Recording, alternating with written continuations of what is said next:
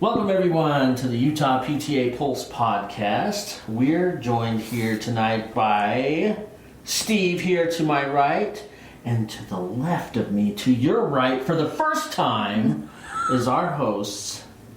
I'm Cammy Whitchurch. I'm the Community Engagement Commissioner. And I'm Angelee Aedo, the Family Life Commissioner. And Steve's going to introduce himself right now. I'm Steve James, and I'm founder and CEO of ResilientYou. Awesome. So, before we begin, Angelee always has a question of craziness for us. I have a good one. Okay. Do you think our dreams have hidden meanings? Of course they do. I mean, I say yes, 100%, but what do you guys think? Yes. I'd say for sure. Yeah. Yeah. Yeah, I totally do. I know I do a lot of problem solving in my dreams too. I don't know if you guys do that, but like you have something you need to get done or you're doing it in your dreams. Yeah. You're working in your dreams? That sucks. I work in a lot of my dreams Oh my too. It is terrible, actually. Yeah. When you wake up and you're like, you mean I didn't really do all of that? And there's also a hidden meaning behind coming up with the question, do your dreams have hidden meanings? True. That's I don't deep. know. He's getting really deep on us. I know, for real. Deep dive with Steve. That's right. Have him on always. And I don't know. deep One dive. question I asked that I thought we'd have like more conversation on was if we believed in ghosts, and all of us were just like, yeah, totally. Like, Just come to the PTA office. You don't believe in ghosts. Just kidding. all right. Well, Steve, Okay. why don't you tell us all about ResilientYou or whatever you want to tell us right now? Oh, thank you. Well, first of all, ResilientYou is a statewide program, and we are so excited to be able to create connections that build resilience. And a lot of times, there are a lot of people out in the community that don't realize what resilience means. But it's the ability, it would be interesting, that's a good question. Yeah. What does resilience mean to you? Let me write that down. Okay. I know that we should answer it before he tells us the official answer. Well, and you know, I don't know if there is an official answer Okay. other than what the definition like is. that. But I'm just curious, what is resilience to you all? I think resilience is being able to do well or be positive in negative situations. Yeah, I would say kind of being able to recover from, from difficult situations that you encounter. Yeah. And I would even say that part of it is like realizing that you are having, that maybe something is That's a hard really or good challenging. Yeah. But then also being like, well, I got to move forward. And I feel like sometimes we say like move forward means like you forget what's happening in the past or I don't know the word I'm looking for, but you can still push forward and go forward even though you're experiencing something hard. And Kind of acknowledging what. yeah, because I'm like, we have to realize what happened and, deal with those emotions and then move forward, Yeah. So. And that's so true, because we all have challenges, and especially look at what we've been through for the last 5 years. Oh yeah, totally. And I love to look back at the beginning of the pandemic, and you saw those teachers, I tell you, our heroes, who just, for example, had to recreate an entire environment for the students and to work online even in different ways that they never had before. But the ability to bounce back from those obstacles and to recover from difficult situations is a wonderful quality to be able to have. And that truly is resilience. But also not only to overcome our obstacles, but a lot of mental health professionals, especially in the last 5 years, have taught me at least that, some obstacles you can't quite overcome. And so sometimes it's the ability to navigate through life's challenges as we do that.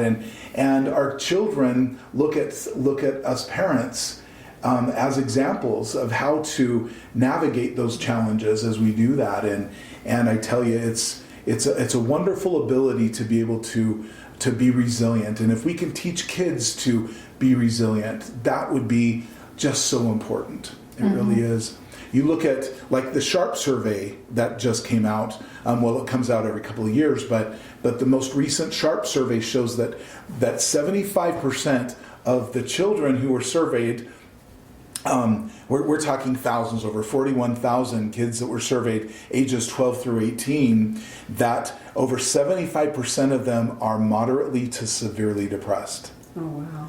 And a huge percentage even have had, I think, over 17 to 18%, and I don't have the stats here right now, but around that have even thought about suicide. And over 13% have had a plan. And then, and there are unfortunately a large percentage, like 7 to 8%, actually attempted. And again, I don't have the stats right here, but it's around those numbers. And if you think about that and the difficulties that kids have gone through, and every single child is important. You know, you have every child, one voice. And when we have the opportunity as parents to be able to help the children, and now grandparents are really involved even with the children's lives.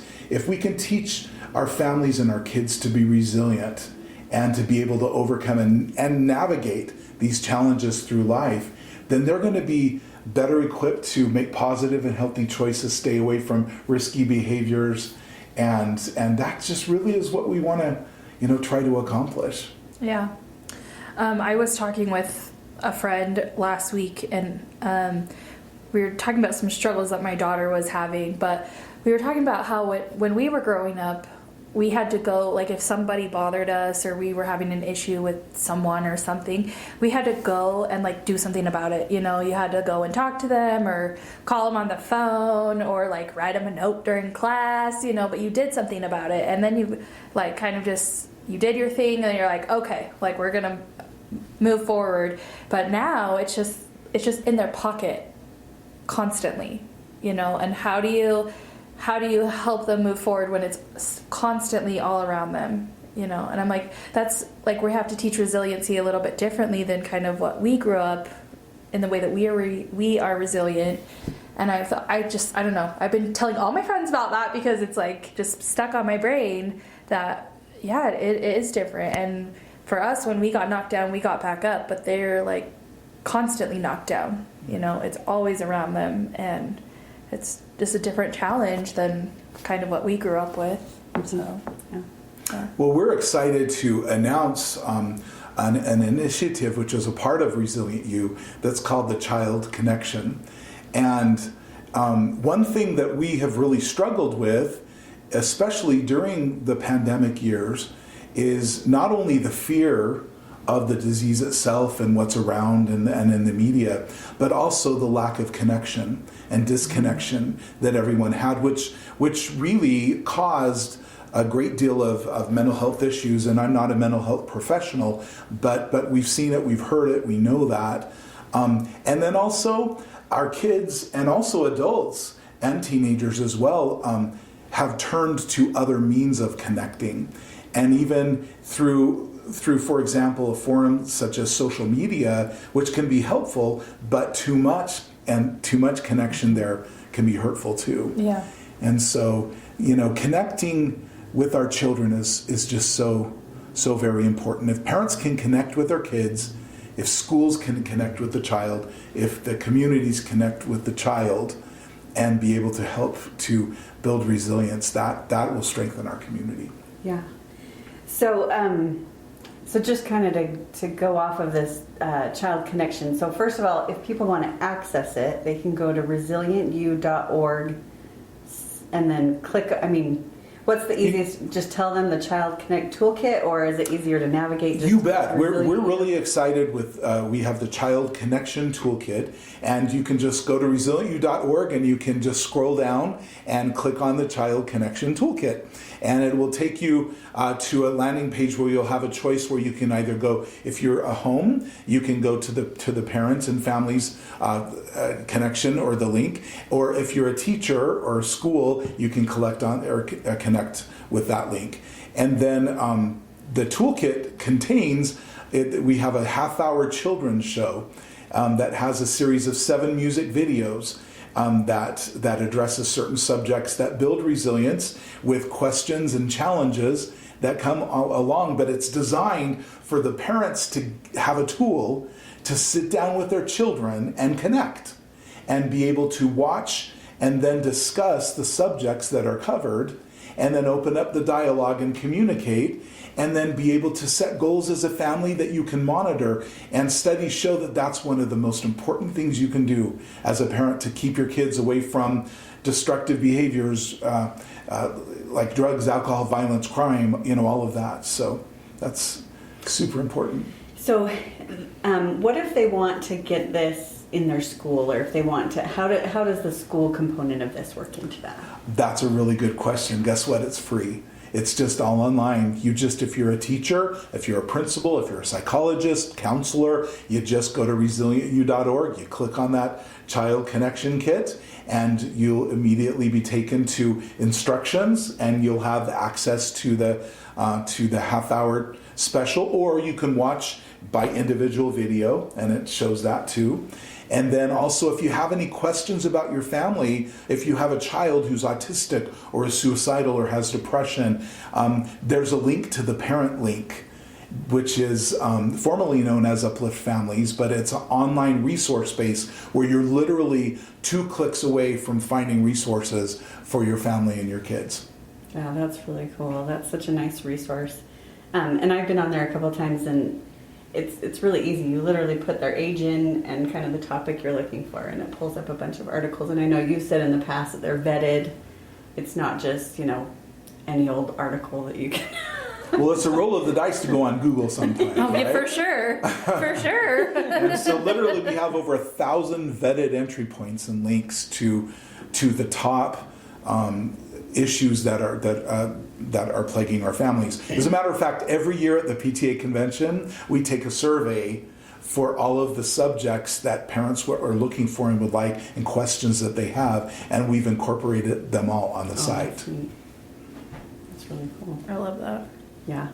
So moving forward, you've got this one episode, or is there a plan to have more episodes, or how will this expand, or is this kind of it? Well, Cammy, you know what questions to ask, because this year we are trying to raise funding and to try to apply for some grants and do things. Our goal this year is to film 10 episodes. Oh, wow. Okay, that would be awesome. Wouldn't that be great? Amazing. The music's already done. It's already been a part of core curriculum in Utah for years. And so we already have so much of the content there. It's just putting those episodes together. That's really cool. That's really neat. That's awesome. Oh, sorry. Go ahead. No, go ahead, and then all I'll the questions. ask. I was just going to say, you have some events coming up, especially in April for ResilientYou. Do you want to tell us a little bit about those events that they can kind of look for? Absolutely. April of this year is Resilient Utah Month. And we started in 2020, we started with Governor Herbert, that we dedicated an entire month to resilience in our state and families.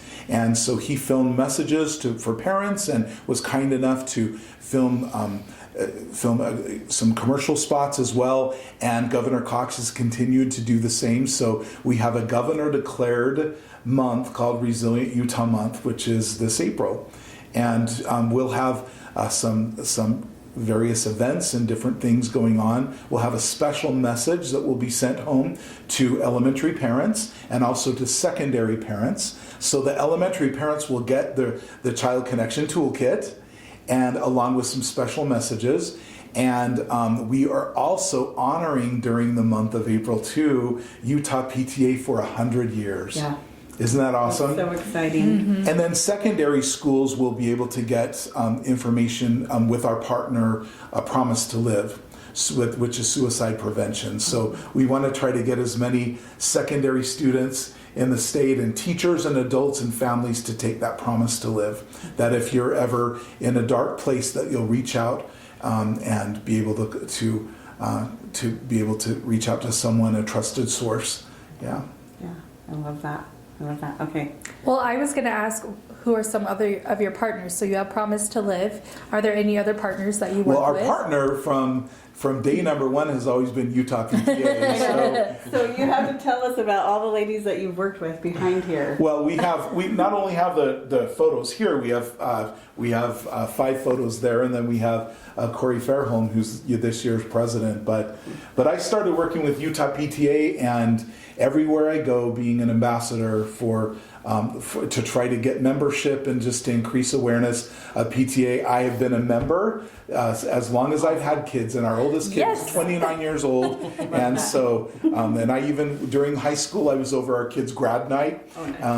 And I bet you made it so fun. Oh, do you know what? I had a blast. We had a great board. Corey Fairholm was on our board too, so I had the pleasure of knowing her from beginning with our board. Yeah, but we have Barbara Willie is the first PTA Utah president that I worked with, and we have Barbara and Colleen and Susan and Joanne and Carmen and Marilyn and Eileen, and it goes on all the way up to so. I don't know, how many is that? 1, 2, 3, 4, 5, 6, 7, 8, 9, 10, 11, 12, 13, 14 presidents. Yeah. That's crazy, because that's like 28 years, right?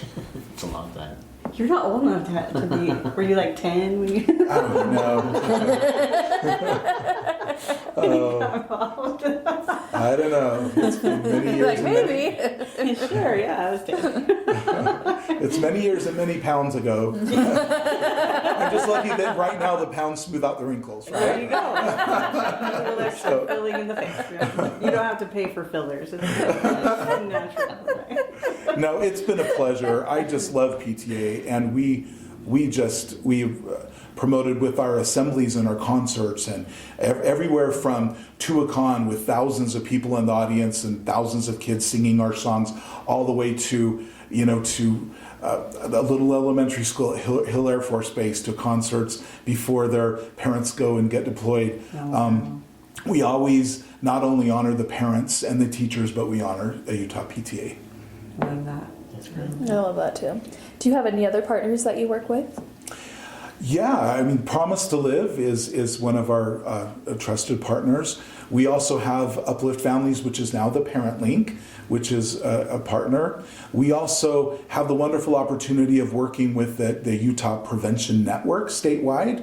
And I don't know if you know, but we have 13 planning districts in the state of Utah, and every planning district has a mental health agency that's there with representatives from all those districts that sit on a committee. And they're just wonderful, amazing people that help with to help protect our kids. And we've worked with them for the longest time. The Charter Schools Association, Principals Association, both secondary, elementary, the Superintendents Association. We have the opportunity of working with so many wonderful organizations. I love that. It's great. Okay, so something that we haven't talked about but is kind of going on right now. During Resilient Utah Month, you'll do some awards, and do you kind of want to talk about these education tribute awards? I would love to. We just love our very first Resilient Utah Month. We did a special dedicatory message from the governor to the teachers, and we wanted to do just so much to recognize, and I shouldn't say only teachers, we're talking educators, administrators, and that includes parent organizations, and we wanted to recognize them, so we came up with the Education Tribute Awards, and we have every single year, we present those, and they give out, we recognize high schools, middle schools, elementary schools, teachers from those different schools, elementary principals, secondary principal. We have the Parent Organization Award, mental health professionals. And so if you'd like to nominate your area or a favorite teacher, a favorite principal, a favorite school, nominate yourself as your favorite PTA. That's right. But be sure to do that because we have just about a week left right now, unless we extend it. We have the deadline, which is in about a week. So go to ResilientYou.org/nominate. That's ResilientYou.org/nominate. And seriously, nominate your favorite teacher, school, mental health professional. I mean, they need that recognition. Oh, totally. And even those who are not finally chosen as the recipient of the award, we honor all of those who are nominated. Oh, that's really neat. Yeah, that's really neat. And I mean, there were 8. It showed the award winners from last year, and there are 8. Like, that's so awesome. That means 8 either organizations or people. So, and you see that it's I believe it's Taylorsville High School was the high school, and we had such a special experience there because they unfortunately lost their principal. She passed away. Oh, that's right. And they had an interim principal there, but we had a special message written by the husband of the late principal. I love that. And the kids were out there on the field, and we came out there and presented at a very special occasion. And you know, and we've had counselors and teachers who are overcome, but we honor them for their ability to set outstanding examples of resilience. And it's always an emotional and very wonderful experience. We go personally to deliver the award, and then we also present an award at a special event. And this year we're going to have a very special event, and where we're going to also recognize Utah PTA, so we're excited. PTA. Y'all got to be there. I'm like, we'll be there. I know. That would be awesome. We would love that. So I guess PTA should show up. yes, we should. You always do, though. You always do. Every major event, Cammy, you know. 'Cause We you're there. do try to. And be there we if can. make sure you're invited and you feel appreciated and validated. And we want everyone out there just to know how grateful we are for every one of you and your examples. And you are seen. You are enough. You matter. And everyone has challenges, but the examples you set for those children and the families and the parents out there, everyone on the local levels as well as up to the state levels, we just cannot express our appreciation enough to each and every one of you for all that you do to build resilience in children and families and to serve, because that's what you do, is you truly serve families in Utah. Yeah. Well, I want to pivot and ask Steve some more personal questions, if Sure. you're okay with that. Absolutely. So, one of your talents is singing. So, can you Yes. tell us about how you got involved in singing and kind of your career and piano, like all the things? You're so talented. I'd love to hear about that side of it too. Oh, thanks. Well, I was singing probably before I talked even.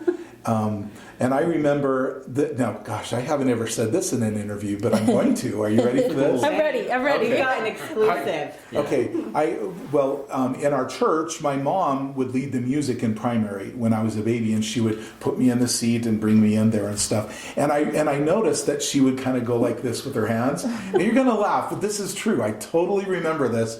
But I remember in my playpen, the crossbars of the playpen were the same as what my mom would do with the music. And so I would do that to the crossbars whenever I'd listen to music, and I'd sing. And so literally I did sing ever since I was a little kid. I can't promise it was on tune, but I did. But growing up, my first song that I ever wrote was on a ukulele when my grandma taught me how to play my first instrument at age 6. Wow.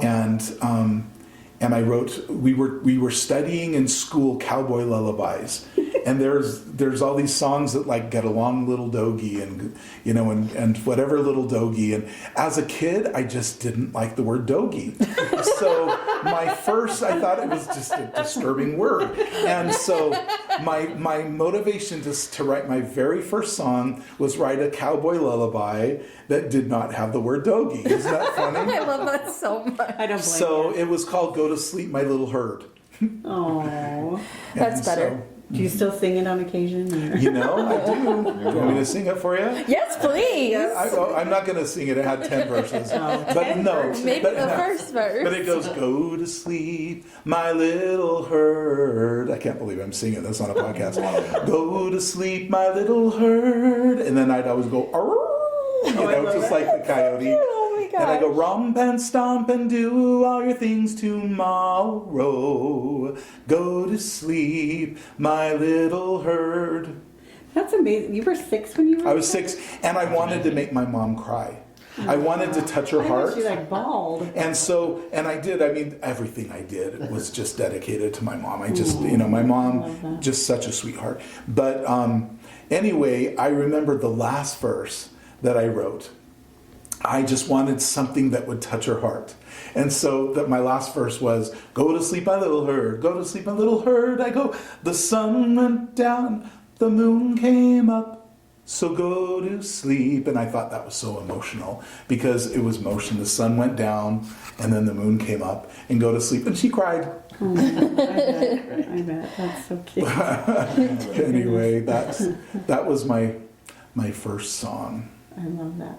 Well, and you play that. So, did you just kind of go from like the ukulele to the piano, or what was Did you know that? Well, my mom had a guitar, and so did you know that the four strings of the ukulele are the same as the first four strings of a guitar? capoed at 5? There you go. Okay, I'm like, I did not know that. I do know that because But- I play the ukulele. But Okay. yeah. And so, I mean, and a little different in octave depending on the ukulele you play. I learned on a bass ukulele, and my mom had a smaller ukulele, so, but anyway, same chords. And so I just added that extra finger, and I figured it out myself. And so I taught myself to play the guitar, basically. And then from there, when I was 8 years old, I saw a documentary on Leonard Bernstein, and it just made me want to play the piano. And my parents, they rented a piano, and they eventually bought a piano. And I would just kind of play around and goof around, but this is a true story, honest to gosh. I was upstairs, and my mom always whistled while she worked. She always sang. In fact, if you want to picture my mom, have you ever seen the movie Enchanted before?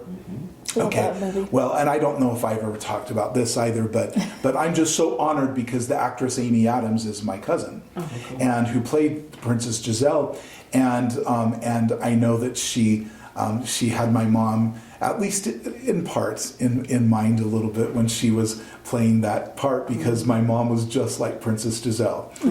And anyway, so literally my mom would sing and whistle while she worked and all of that stuff. And she was working around the house and listening to the song "The Entertainer" on the soundtrack of The Sting.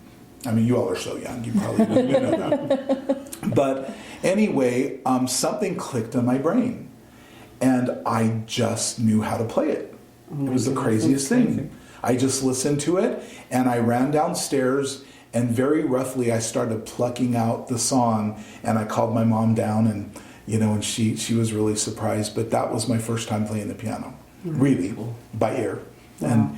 And I don't read music, really. I just play by ear and write songs. So. That is That's a really crazy. special talent. Yeah. Like, Yeah. Well, we had my mom. She passed away. We took care of her until she passed away here just about a year and a half ago. And we were just so honored to be able to have our family there and sing. And we have a very musical family. And I married an angel who sings. She has the voice of an angel, literally. Anyways, Amy even came for the funeral, and some other cousins, and my uncle, who is my mom's brother. We all had a very musical experience in tribute to my mom, and really, just all of this music, all of this, it kind of is a tribute to my parents, especially my mom. Oh, wow. That's neat. That's neat to see the influence that she had on you. And you're one of like the most gracious people I know too. And I'm just thinking, I'm like, I bet your mom was the same way. Just like always wanting to show appreciation to people. Like you, I think you've done your mom proud. Oh, thank you. For sure. That you've become. Well, that's my goal. And like I said, I married an angel who's the mother of our kids. But, no matter what our families look like, no matter if it's a single parent family, if you have two parents, if the kids are living with grandparents, aunts, uncles, whatever that is, whoever is doing the parenting, there's one thing that stands out, is that I don't think sometimes we realize as parents the influence we truly have in the lives of our kids. And even sometimes where we don't think they're looking, studies show that they really, really are. They're watching. And it's the parental disapproval of things like underage drinking and drugs and negative behavior, risky behaviors. It's the rules that we set in our homes that the kids really do listen to. And it's setting clear guidelines and following up on that and monitoring. Our kids do listen, even though it seems like they don't. Studies show that they do. And parents are the number one reason why those kids will make those positive decisions in their lives. And they will remember. So that love, that acceptance, that connection that we have with our kids is vital. And that's why the work that Utah PTA does is so essential, because it fosters that communication, that interaction, that engagement with our kids. So again, thank you for all that you do. And our message needs to be to everyone is know the influence that you have as a parent to your children. I know the influence that my mom had and my dad too. Well, that just reminds me of your initiative that you guys are working on with like the family dinner. And spending time. Yeah, and spending quality time and quality time without like a screen, and being willing to have hard discussions or just easy discussions. Maybe you have to ease into talking with your kids more, but I think that's important. And I think dinner is, especially family dinners or family breakfast or whatever meal you want to do it at, is important because you learn so many skills by sitting down at the table, and you learn manners, and hopefully you learn manners, but you also learn how to like disagree with each other and have fun with each other and how to communicate with different communication styles. And I think that's all important when you're trying to connect with your kids and your family. And so I love it. That connection is so important. Yeah. And sitting down for dinner or however you have your dinner, even if it's TV trays around a couch, still it's that association and that connection, that bonding that happens. That studies have shown that that's one of the important things you can do. Yeah. Awesome. I love that. Yeah, me too. Yeah, that's great. So, any other questions we have? Could you elaborate just how, you founded this, right? Uh-huh. How did that come about? You talked about your mom. Like, did he want that for everybody else? You sound resilient because of your parents. Is that kind of how it came about? What was their story? Was your kids? You can tell me. You can tell me how it came about. Well, I've growing up and going through school, I loved music. That's always been my job, or what I do is just that's always been that way since I was like 12, 13. That's when I first started performing and writing professionally. And but I always loved student government too, and in high school. And I loved leadership and I loved music, and I always wanted to do something even later in life, in my 20s before I was married.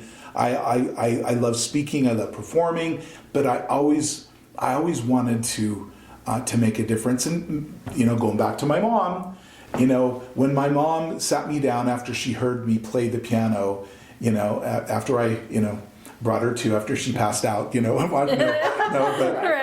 she didn't pass out, but she was pretty surprised, and I was surprised too that I could play that piano. But my mom turned around, and I remember over that period of time. But this, in essence, what she said that I can maybe remember is that this is a gift, and now your responsibility with that gift is to give it away and to make a difference. And so, I guess. I had dreams of being a rock star and this and that, or the next Billy Joel, and that didn't quite happen. But you know what though? Just to be able to use music and the power of music to align with important life-saving messages, and that can touch the heart, that you can learn. Music's a powerful tool. Look what they do in commercials, like if I went, I am stuck on Band-Aids because Band-Aids stuck on you. And you have these commercials you haven't heard for years or decades, and then all of a sudden it comes back immediately to your mind. Why? Because it's attached to musical hooks. And that's one of the things that I do when I speak. I give a talk called, it's called Hook and Thinker, and it's the musical hook that can help you remember things. So the ability to attach those messages to the power of music and then deliver them, and then it's through repetition. Peter Benson long ago from Search Institute said, good prevention is planned redundancy. And if you look at how did you learn commercials, well, it's because you saw them over again, but the thing is that it's through the repetition that you were able to remember. And if we can have good messages that are attached to the the music and the catchy tunes, and then you get the kids singing, then that they can remember that. And so that's always been a goal of mine, to be able to do that, and not only just write awesome songs that are catchy and that about your girlfriend or your life or your woes or the sad things to make you cry, but to also write music that matters, like music with messages.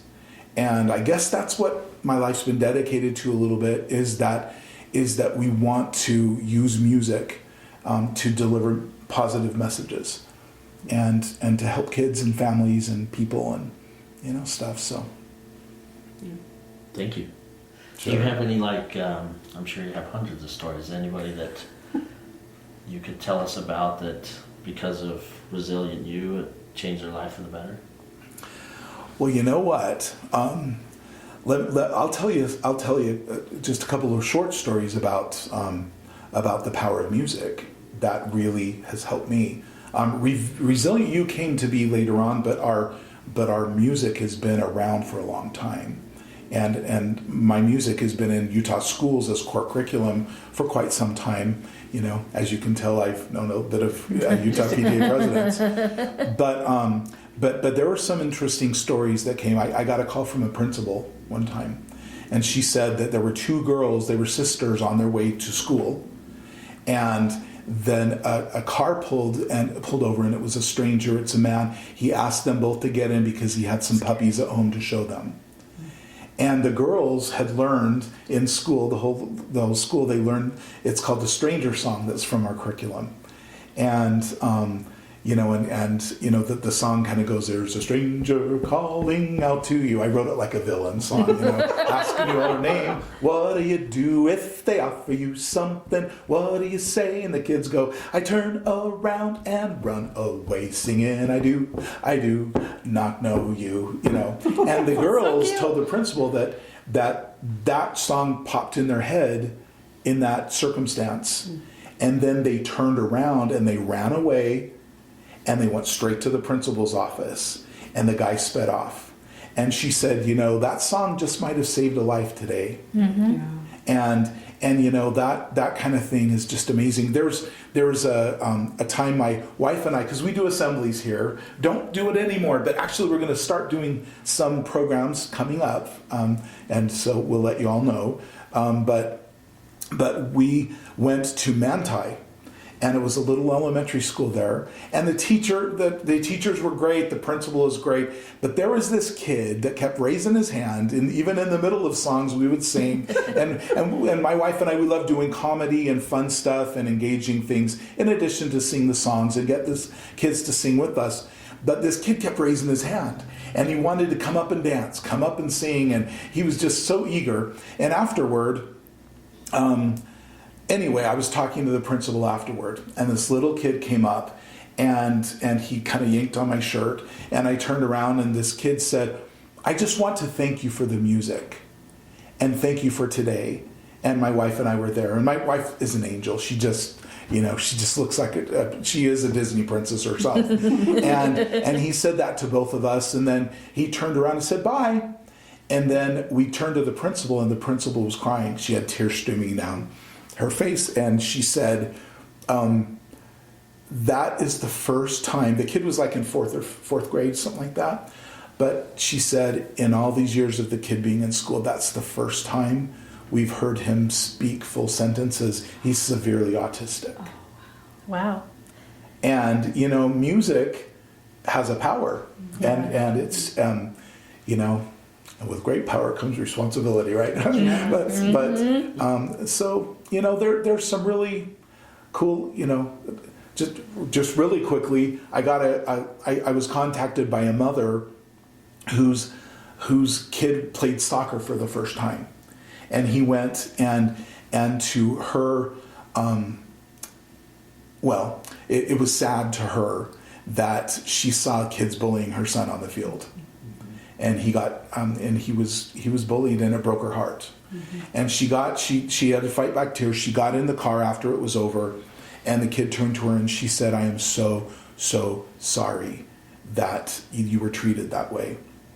And he goes, it's okay, Mom, because I'm stronger than sticks and stones. And the thing is, our bully song, it just says, you gotta find inside, I'm stronger than sticks and stones. And they were singing that. So one thing we know is kids listen. They really do. And they listen to the good as well as the not so good. So we need to surround them by as much good as we can. Yeah. That's awesome. Thanks for sharing that. Everyone listening and watching, this is great. I'm glad that you offer it for free, because there's a lot of, I've been to conventions and things and only $700 and we'll come to your school. I'm like, oh, but free, this sounds wonderful to offer it for parents too.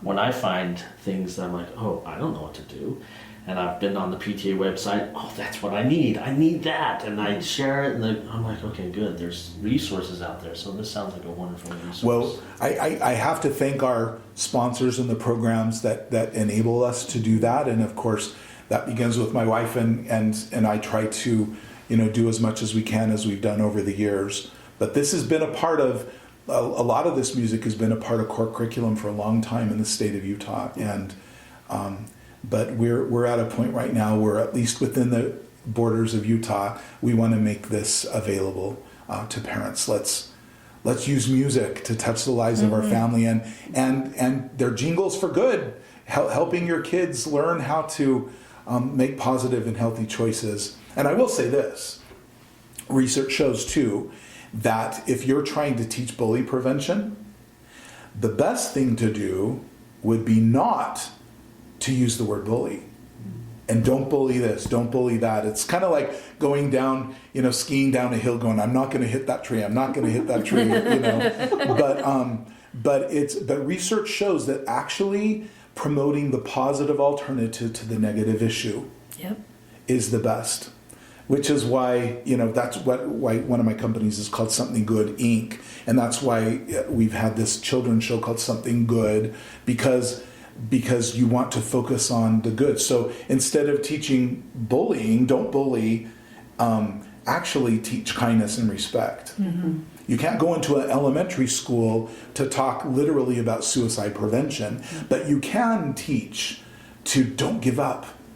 If when life gets hard, you can get up and keep on going and rise each time you fall, and teach the aspects of resilience, right? And that's what we do. All the songs that you hear are all positive. They're all the positive alternatives to the negative issues that you focus on. That's awesome. That's really cool. Exciting. Well, I think that's a great way to end. Yeah. Sounds great. Have Steve sing us out. I'm just kidding. I know, right? It has been a pleasure to be with my friends with Utah PTA.